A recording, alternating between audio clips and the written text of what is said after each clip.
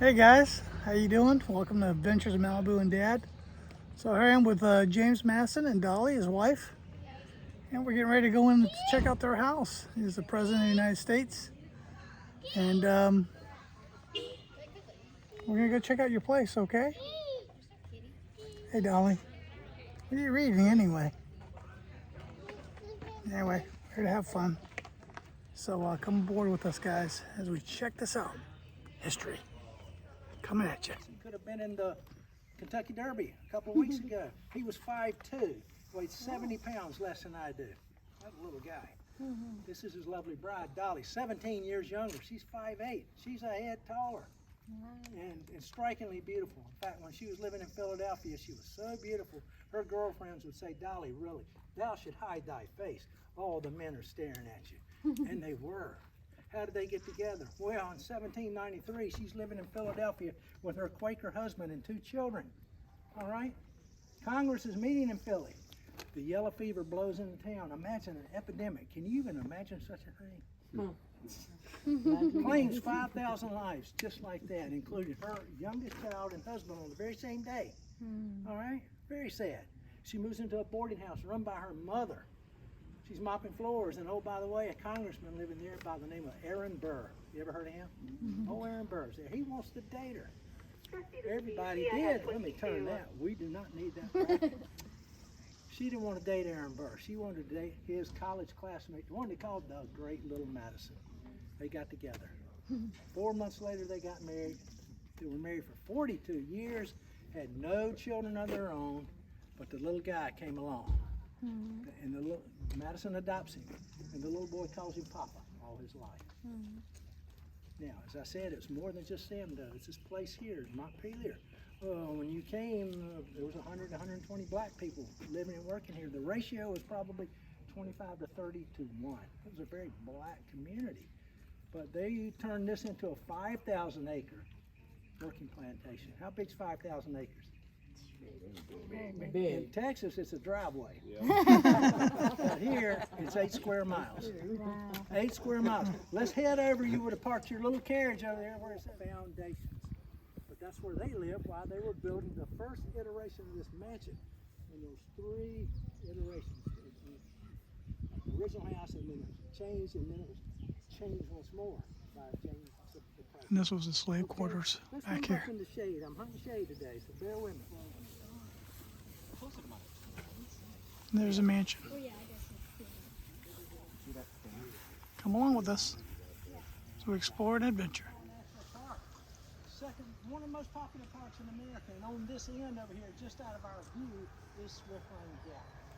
Skyline Drive runs 110 miles. The Appalachian Trail runs 110 miles. I know because I walked through. So, but let's go back to that primogeniture thing with that little boy, Madison. He's going to inherit the place. Mom and grandmother participated. This is the Madison home from the front. On it here, over 100 books. What guys down here today? Come on over, folks.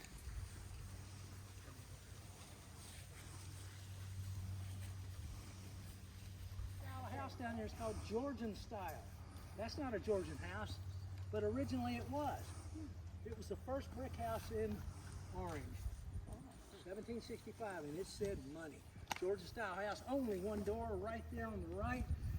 4 rooms over 4 rooms. No columns, no big pediment, nothing fancy but beautiful. Balance and symmetry. If you look closely, you see a little ghost mark of a roof that protected the doorway there. Okay? All right.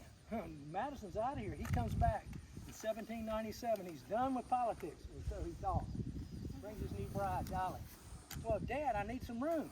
Well, he said, I want to extend the house out to the downspout. I'm going to add another door here, make a duplex. And he did. They added the columns and the pediment there, the neoclassical Federalist effect. You could not get through the house from one side to the other. You had to come out on the portico, walk down and get another door. That's privacy. Well, you From know, Dad. He's 50-some years old now. It's time to have a little space between Mom and Dad. Right. So, he goes off, Secretary of State, whatever. And then in 1808, he's elected to go be president and first lady. He knew folks were coming from Texas and Lynchburg and Florida, everywhere else, to see the home of a former president. He wanted to make it better. So he added this grand entryway. Broke out a wall in there you can walk through now. And they made a drawing room to draw the guests in, to entertain them prior to the meal in the dining room or out back up front. Let's go up, let's get to the sun, and we'll ask questions. Absolutely beautiful.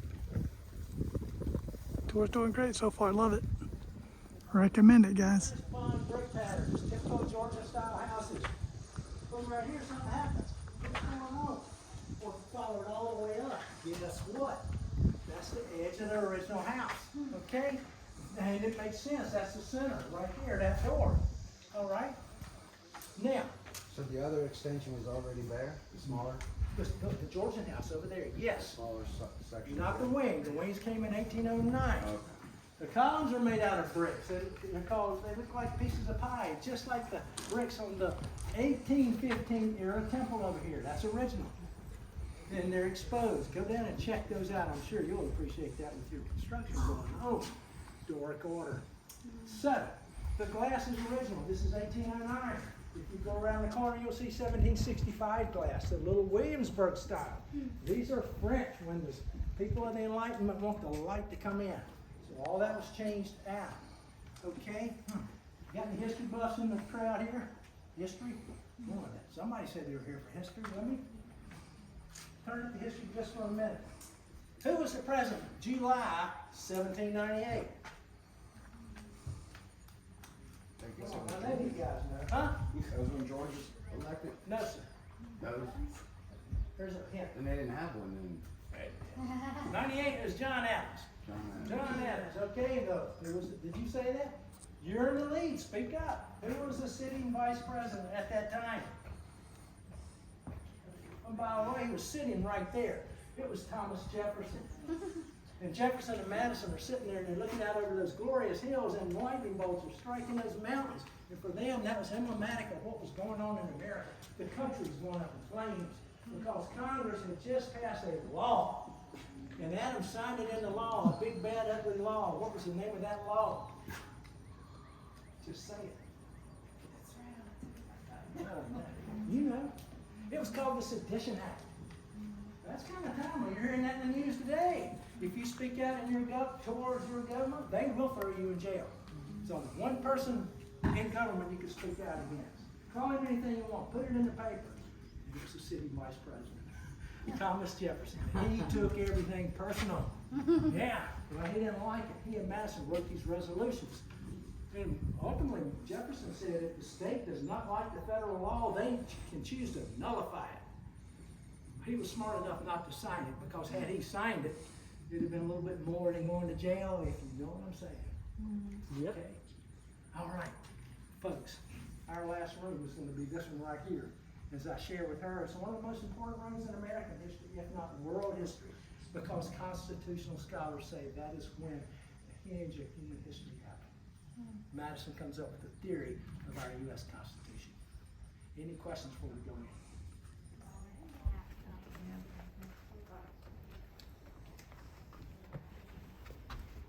You got all the answers. Speak up. Come on now. And you do too. Okay, folks, allow me to come in. First of all, we do have chairs, but not enough. So either grab them and grab, or maybe we can compromise. I think you know what Mr. Madison would say. Okay? Now, you have left Virginia. You're no longer, this is France. This is the French Empire style as decorated by Dolly Madison. The architectural appointments came from Madison with some assistance from Thomas Jefferson. Okay? The purpose of this room is to meet and greet, get to know folks, okay? Have a little wine and dessert. Check it out. Dolly would serve you that before the meal. What do you think of that tradition? By the way, that cake's 200 years old. I wouldn't go for it. All right? But there's other appetizers in here. It's the stuff you're looking at to be conversation initiators. So look around, see what you see, but let me point out just a couple of features. First of all, our host and hostess. Right over here above the pianoforte. Mr. Madison's wearing a formal black suit. would bow softly at the waist and welcome you in. There's Dolly though. She was said to be the chandelier that would light up any room she was in. And by the end of the day, you say, oh my goodness, it's Dolly, she's known me all my life. She was able to connect. She's also able to connect in another way. She may understand that you and I are political opposites. That's fine. But we'll be sitting beside each other in the dining room so that we can share ideas in a civil way. Now, it's only fitting and proper that we point out the most important issue today is there it is, our American Declaration of Independence. Okay, that's an 1820 to 30 Benz commemorative copy of the Declaration, where Jefferson has those iconic words that we hold these truths to be self-evident, that all men are created equal. Do you think he meant all men? No, you don't think so. And we'll talk a little more about that. And he also says that they are endowed with certain unalienable rights, life, liberty, and the pursuit of happiness. Then comes the clincher. To secure those rights, governments are instituted among men in order to secure those rights, and they are given their just powers, derive their just powers from the consent of the government. Okay? That is a pure definition of self-government. Who are they? Oh, Dr. Franklin overlooking the electrical machine. Who else? That's Washington, the indispensable man. Mr. Madison, that's kind of self-evident. Oh, I didn't see the Yeah. name. All right, who's this right here? They're our friend from Poplar Farms. That's Thomas Jefferson. And my favorite guest is in the corner. I'll give you your money back if you can tell me who that is. You cannot tell me Tony Curtis is not his daddy, though. Look at him. A good-looking man. That's Edward Livingston, mayor of New York, former mayor, and Secretary of State to Andrew Jackson. He came here. He saw all the faces. He didn't see his own. I think it hurt his feelings. He goes home. He has a face made. He sends it back with a note. Dear Dolly, I'm not worthy to stand with those giants, but I'd appreciate it if you listened to it. And they said they would. So, the Marquis de Lafayette. This is George Irving. The Madisons actually owned that one.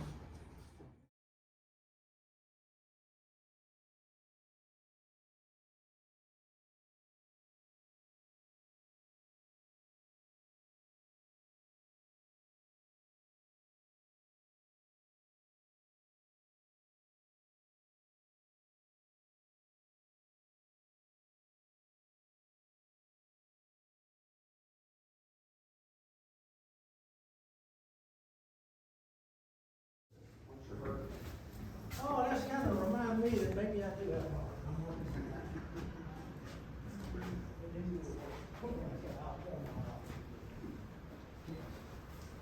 All right, folks, let me squeeze in here. All right.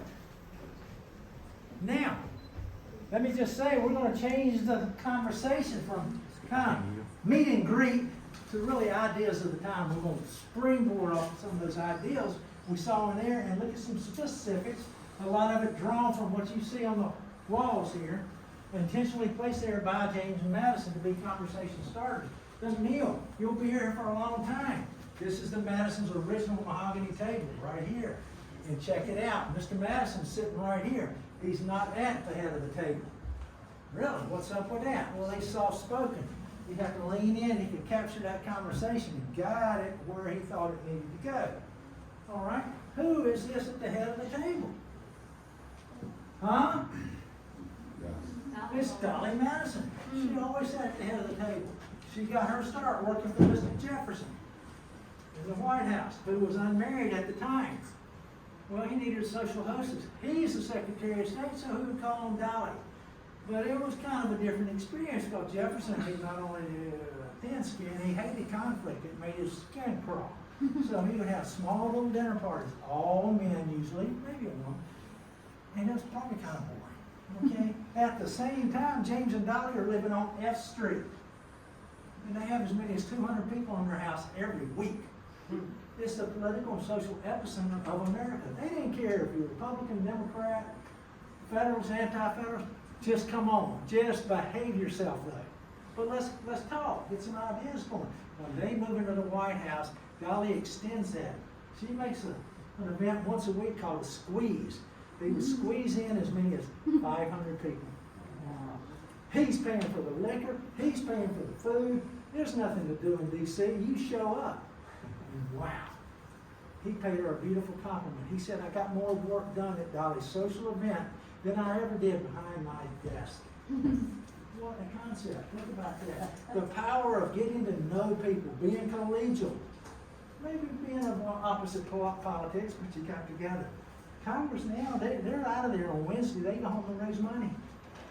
They don't even know who they are. There's something to that. Okay? So, other guests at the table. Well, it's important I point this woman out. Margaret Baird Smith, her husband started the first newspaper in Washington called the National Intelligencer. She would write a gossipy style column about the social scene in D.C. People loved it. It sold a lot of papers. And she would write about Dolly's parties. It's a bit of a check and balance yourself. In other words, if I acted like a butthead the night before, stood on the table, wore a lampshade, my name would be in the paper the next day. This is James Madison right here, our current president. 8 to 12 hours from Charlottesville. Over here, a lot. My favorite guest right here, Marquis de Lafayette. When he was 19 years old, he was living in France. He heard there was some fun happening over on the other side of the pond. He's rich. He's bored. He joins up. He comes over and he makes himself a war hero. And yeah, Marquis de Lafayette, that was Washington, one of his right-hand men. He comes back almost 50 years later on the invitation of James Monroe. All right? To say farewell to all 24 states. There were 24 states in. He rides his little carriage 6,000 miles in 13 months, saying farewell. He comes here. He loves these people. He loves the ideals of America, but he said he would never raise his sword in the cause of America if he realized how America turned out. Well, what is that about? Slavery. You're right. He was also for equal rights for women. Yes, he was. And he was treated right. his wife as an equal, which was very unusual at that period of time. He's a timely kind of guy. Well, And he was also very much for democracy, and part of the reason that they had the French Revolution. Well, and Jefferson helped him write the Declaration of Rights of Man. Got Jefferson in a little bit of trouble. Fortunately, he got out of town in time. He might have lost his stories about this guy right here. This is Paul Jennings. Paul Jennings was born here, 1799. He had a white father. He had a black enslaved mother. You take on the status of your mother. That's Virginia law from 1662, which proves somewhat convenient to some local enslavers in the neighborhood, if you know what I mean. Think about it, okay? When he's 10 years old, they snatch him away from his family. He goes to Washington. He spends 8 years up there, or 2 terms, working as a porter and a waiter in the White House. He comes back. He serves Mr. Madison as his personal valet and servant, and head waiter in here until Madison dies. Paul Jennings, we'll talk more about him. Now, if you were here 200 years ago, knowing what you know today, think about what you might ask these folks. But while you're thinking, I want to point out some material culture. This sideboard here belonged to the Madisons, as did the silver service, okay? This silver bread tray over here represents the White House. There, check it out. All right. Now, if you know Washington, D.C., there's a house up there called the Octagon House. Well, guess what? Dolly had a big event on August of 1814. She prepared a victory meal for the victors of the Battle of Lynchburg. Well, they showed up. They ate the meal, they drank all the liquor, and then they burned the White House down. They burned the Capitol. Dolly and James were homeless. They moved into the Octagon House, the British who did that. And that clock was at the Octagon House. And these little wine glasses have a T on them. That's for John Taylor, Colonel John Taylor, who owned the Octagon House. The Madisons never moved back to the White House. But Dolly said, we're not leaving. We're staying here. That reminds me of Volodymyr Zelensky over in Ukraine. He said, we don't want to free you out here. We're staying. And that was important. So what questions you got for these folks?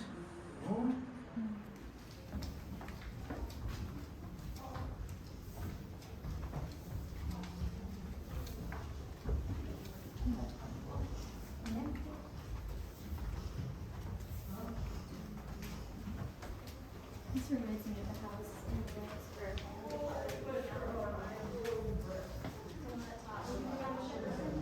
Yeah, John's White House.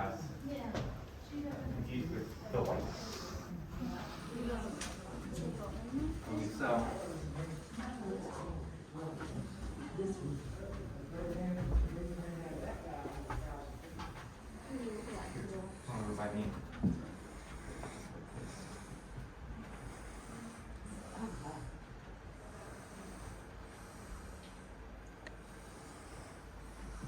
You got the little mountains.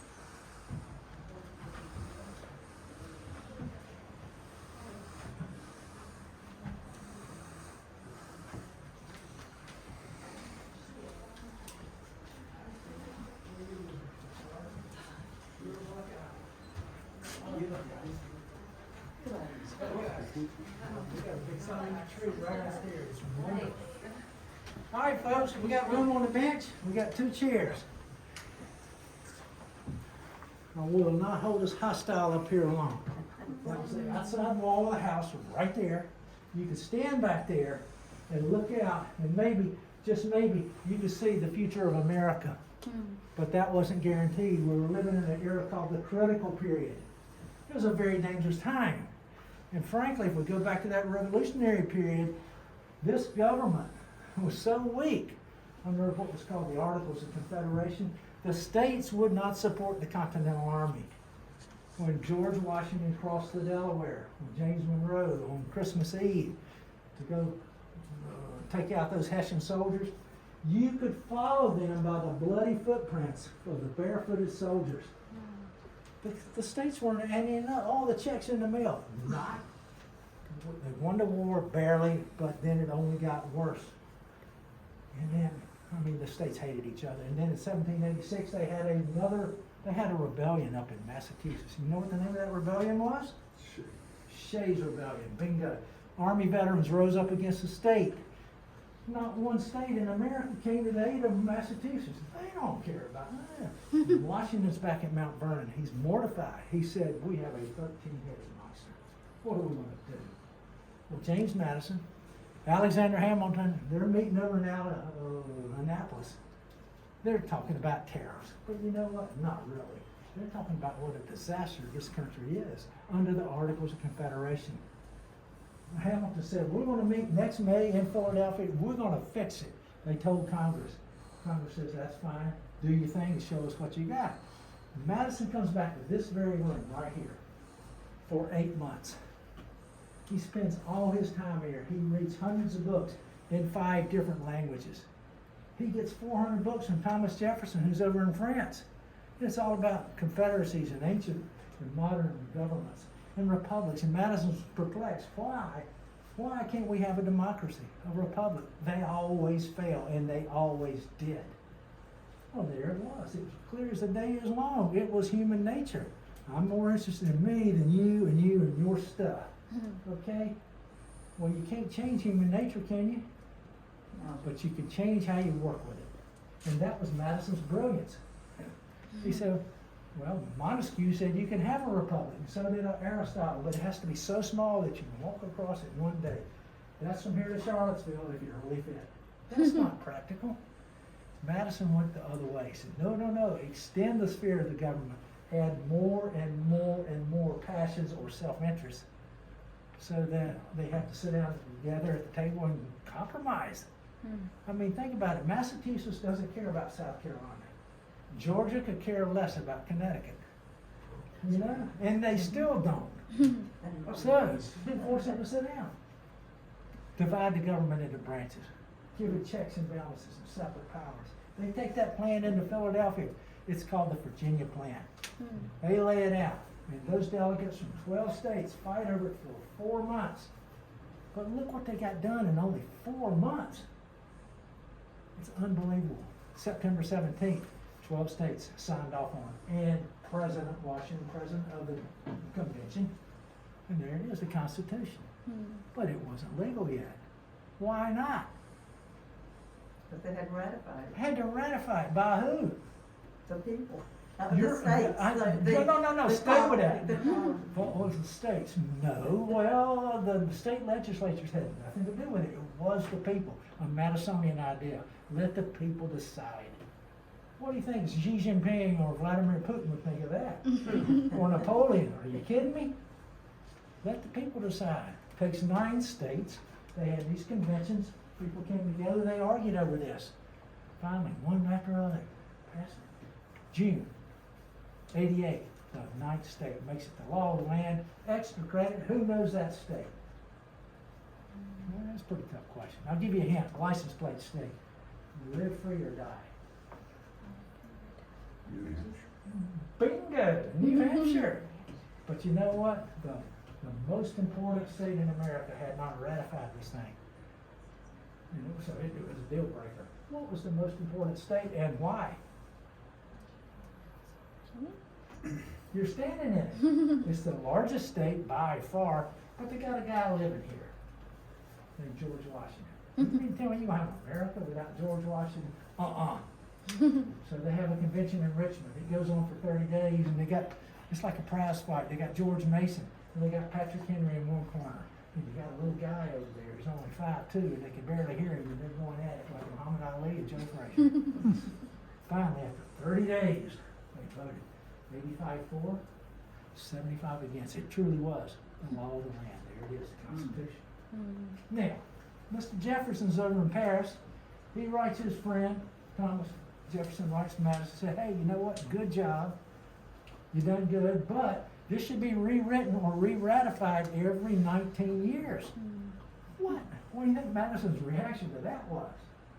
As he's putting the fire out on his head. Well, Jefferson said, and it's beautiful, he said, you know what, the earth is for the living. And should not be governed by the dead hand of the past. As society becomes more enlightened, should not its laws? Whoa, Jefferson never let go of that idea. It is beautiful. But Madison said, sir, he used a word that enlightened men did not use. He said, this is a miracle. A miracle. Now, Madison had some real problems with it, particularly around that representation of senates in the states. He lost that battle, the Great Compromise. But here it is. And you can change it, Article 5. You can amend it. So in January of 1865, the 13th Amendment eliminated slavery. The 14th Amendment gave Paul Jennings citizenship. And the 15th Amendment gave Paul Jennings a right to vote, and vote he did until Jim Crow took it away from him. And they did. And then in 1920, what happened? Right to vote. Huh? Women's right to vote. You're right. It's Madison's theory. Extend the sphere of the republic. Bring it and make it more and more diverse. I think he was basically talking about financial interests. But that's the concept. Do you think Madison could have foreseen a woman named Ketanji Brown Jackson being sworn in last week to the Supreme Court? I don't think so either, but I think he would have liked it. So, I'm going to close with Mr. Henry, Mr. Patrick Henry, who hated Madison because Madison kept beating him politically, beating him bad. But in 1799, George Washington writes a letter to Patrick Henry. He said, you know what? You need to get back into government. There's two guys that are ruining this country. And it's James Madison and it's Thomas Jefferson. You got to do something. So Henry said, okay, I'll run. So he's running for office and he gives a speech. He said, folks, here it is, the Constitution. He wasn't for it. But he said, there it is. You voted, that's what you wanted, get into it. But he said, do not let factions rip this country apart. Pretty timely stuff. Madison said the only true guardian of liberty is the advancement and diffusion of knowledge. You've got to get smart. You've got to let these young people know just how important this is. Any other questions? Huh? Check out these exhibits in the cellar. The mere distinction of color. They're two separate. Those are Madisonian words from the Constitutional Convention. It is the mere distinction of color, raised in the most enlightened period of time, a grounds for the most oppressive dominion ever exercised by man over man. In other words, folks, it's just color. That's on the Constitution and the institution of slavery. This is of the enslaved community of Montpelier, right there. Check out the South Domestic Yard. In that very last slave quarter, you will see a daguerreotype. That's an old-timey photograph of Paul Jennings, the only photograph of the enslaved man from here. Okay? The garden is lovely. You may choose to go through the garden, come out the other side, and you'll be right at the visitor center. Most importantly, where's the restroom? So right down. There's a little oval sign that take you right over there with the Pont Family Memorial Dog Kennel Restroom. It's set up. It's lovely. The little temples over there. Walk down to the cemeteries. Folks got a lot of daylight. There's some good films in the visitor center. Yeah. Folks say a Yankee mini ball hit that. Can